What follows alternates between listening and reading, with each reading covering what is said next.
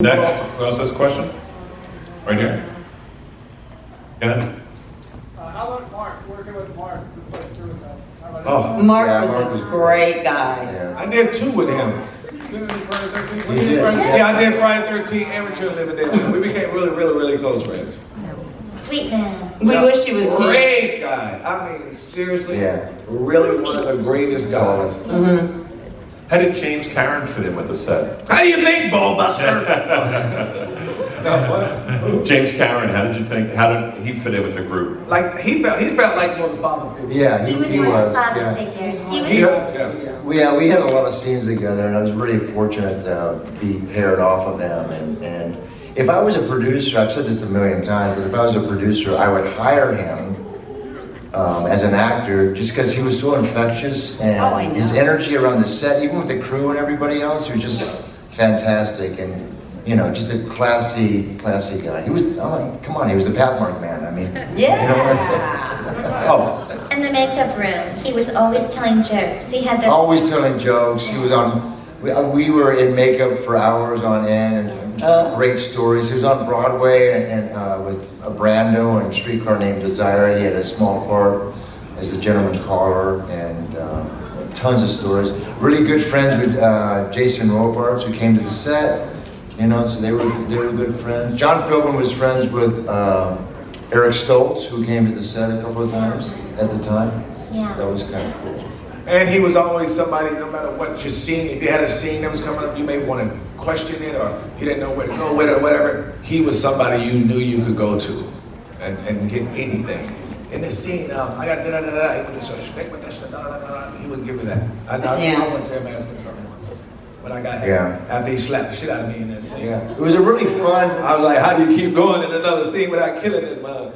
It was a really fun filming experience for me, and I think I speak for everybody, because Dan wrote and directed it, and as a writer, a lot of times they get hung up on the dialogue and stuff, but Dan was open to our suggestions. It was really truly a collaboration to make the movie. So, you know, we each of us individually brought a bunch of ideas and improv and stuff. James Karen, his death scene when he kills himself, that was his whole idea. That was his that was Gimlet, which is a very poignant movie. It was a moment in the movie. Brilliant. and Don Calfa shooting me in the head like Stagecoach. That was Don Calfa's idea. Yeah. There you go. Yeah. Dan was open to all that stuff. It was, Yeah. it was wonderful. We were blessed, period, just to be with Dan, to be in the situation, to be a part of the whole situation, and we're blessed to have you guys as well. Miguel, right there, that gentleman. Okay, go ahead, you gentlemen.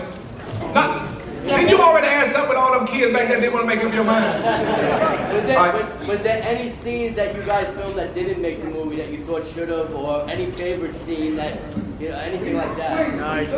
Yeah. I couldn't tell you. I don't remember any scenes that we did a lot of stuff that couldn't possibly be in the movie because all that coverage and that. There was a lot cut. Yeah, but I mean, I don't think you remember it. Stuff cut, do you think should have made the movie, or you enjoyed that scene and you're like, oh, when you I know finally what you see the finished product, where you're like, oh man, that should have been in there, or that. I don't have one. It's I don't great have the way it I is. can't think of any Yeah. scene. No. Dan was under so much pressure for money and time. There were no scenes you could even have time on. Yeah, there was a lot of, if you go back and look at it, when we're all the kids are stacked up and waiting for Tarman to come out to knock his head off. Everyone's stacked up. It's a wide shot, and there was no coverage in it. So they had because normally when you make a movie, you're filming, you have the wide shot, and then you go in to do the close-ups, you do a 2-shot, you do a 1-shot. Didn't have any of that going on. No. Yeah, none of that. And it still works. And it still works. It does. It worked great.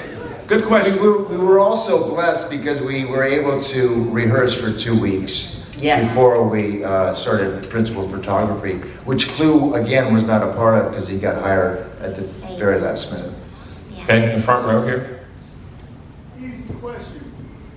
Did you guys die at the end? No. No. No. No, if you look at part 8, I come up out of the rubble. We were supposed to do part 2. They called us up and they said, we're gonna do part 2, get ready. So Yeah. we all thought we lived. Huh. Yeah. I would have much rather been a zombie though. I thought we died. I was I died twice, actually. If you think No, you were filled with trioxin, which makes you not die. I would have loved to come back as a zombie. Yeah, you would. The zombie world's great. I would have been. Okay, question over here. Fun. So I'm going to take it on a little different track here. So thank you all for coming. But this question's for Linnea. And I recently saw you in the short film The Appointment, which was great. So I was just wondering if you like making short films and if you plan on doing any more. Any more filming? Short films. Oh, of course. I love doing short films. They're a lot of fun, and you can experiment with them and everything. I had fun doing that. Are you hiring? I'm not doing it. I was just in the appointment, and the director is really good. Okay. And he's in it. Who else has a question? This guy had his hand up. Over there. Are you trying to raise your hand? Yes, you. Yeah, you. For Tom, I know you said that before you did 6 for Friday, Yes. you went back and watched 5 of I went back and watched 1 through 5 in order. Okay, and then for 5 you're like, well, what the hell did I get? Yeah, I did. Yeah, I want to hear this shit too. Sit back, Linnea. I want to hear this shit. Didn't even, never even crossed my mind. I was more focused on Tommy Jarvis's character to try and pull some kind of mannerism into my performance that they had done to carry it over, a tick or some kind of anything, but I didn't find it. Did a good job either way. Somebody over here had a question? The staff. Yeah, that guy, he had his hand up for like 4 hours In the cold. since we got here. My question's for Miguel. You mentioned how you wanted to come back as a zombie. You were one of the few characters who didn't die in the first movie. If you could have written your death scene in that movie in a different way, how would you have done it? In a different way, I would have died having trash eat me just like she said in the movie. That's like she said in the movie. That's how I would have had trash bite. And you know when you came with all the guys, y'all. Yes. I would have had you. That's how I would have wanted to be killed by trash. That's disgusting. And then come back with her doing the same thing, like I was doing. Oh, the zombie color. Well, that's one way to die. Right? Yeah.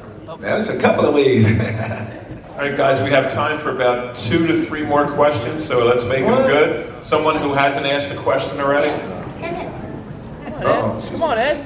I wasn't aware until today, Beverly, that you met your husband on this movie?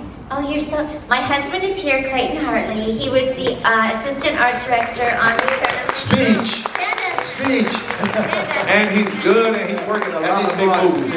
He's not going to stand up. He's not. Did you guys actually meet while working? No, but we. You knew each other before? We knew each other before. It Yes. was just like a quinky dink.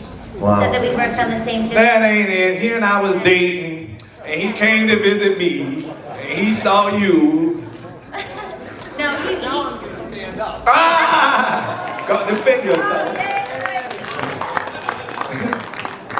Thank you, honey. I actually have a cast and crew photo on my table that you're in. Oh, you do? Yeah, I do. Oh. From Return? Miguel's not there. He's not in it for some reason.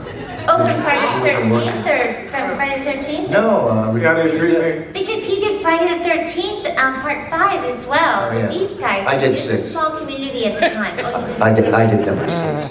Yeah. All right. Yeah, he stopped after the I best still have one. a part 5. He stopped after the best one. He did get stopped by the police though, because his van that he was working with was loaded with all of the equipment from the film with all the bloody stuff. And he was. They were Oh, is loaded. this true? They were loaded with the Yeah, isn't that right, honey? I wrote the stop sign and He rolled a stop sign. Come tell the story. We can't hear you. Come tell it. Come tell it. Come on, husband. I'll bring you the mic. Oh, you can't. Tell the story. Come on. Stand up. I'll come up here and sit next to your beautiful wife. All right. Shh, shh, shh, shh. Here it goes. We shot through the night. It was the next morning. I rolled through a stop sign in the van. The police pulled me over, and in continuity, we had Polaroid film. Oh, no. Polaroids. Evidence. As fast as I got pulled over, they looked at the Polaroids, which were all, we had the most kills, it was the best, you know. And as fast as that happened, they throw me against a tree. Sure. It's like, yeah. Wow. Imagine if it would have been me. They're not wrong. I'd have been in court. They threw my legs over there. They threw my arms over there. But what happened to you at the end? They let you go? Duh, he's here.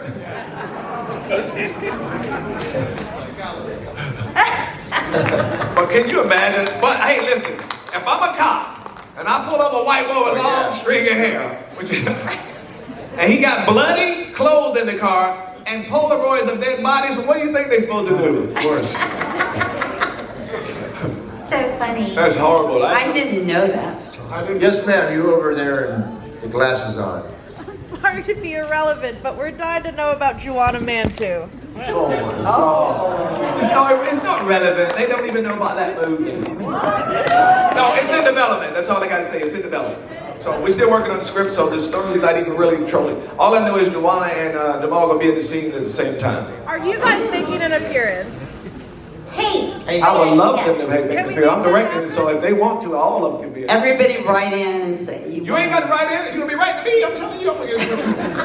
Oh, right. 100%. There's All right, guys, we there. got time for one last question. Oh, look at back there with the Someone who look at hasn't their- asked one before. Look at, they're like, please, please. Look at the police. No, Yes, all the way to The one with the yellow hand. Yes, thank you, Tom. When filming started and you first encountered this Norman, what was like your genuine reaction? Wait, what was? Yeah, she said when we first saw the Tar Man, what was our genuine reaction?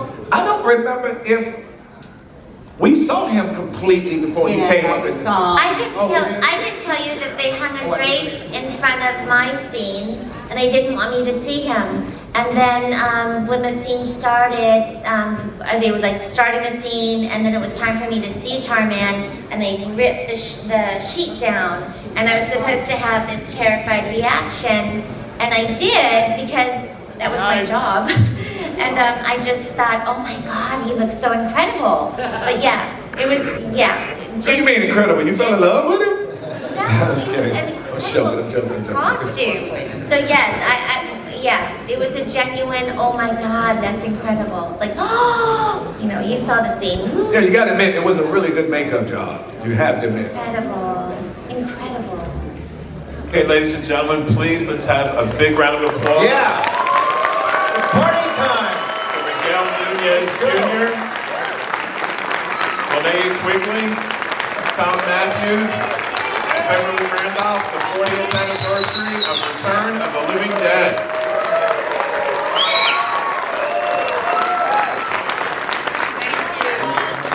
You too, everybody. Thank you guys for keeping this thing alive. Thank you very much.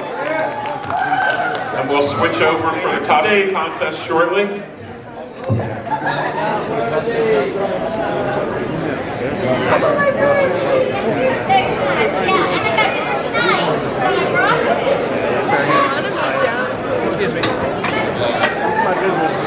I'm going to try to say hello to Clayton over there. Yeah. So, as well. Excuse me, I didn't mean to get in your way.